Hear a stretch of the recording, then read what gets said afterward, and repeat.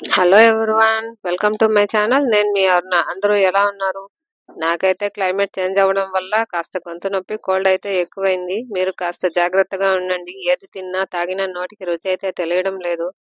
అప్పుడే నాకు ఒక ఐడియా వచ్చింది. ఏంటబ్బా అంటే చాకులో సాకు చికెన్ తెచ్చి తినేస్తే పోలా.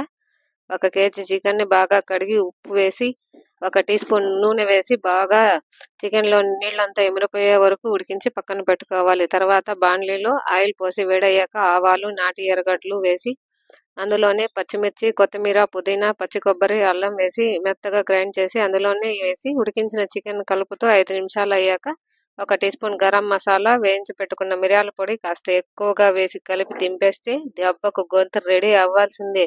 ఏమంటారు? మీకు కూడా చికెన్ కావాలనిపించినప్పుడల్లా ఇలా చెప్పేయండి, చేసుకొని తినేయండి.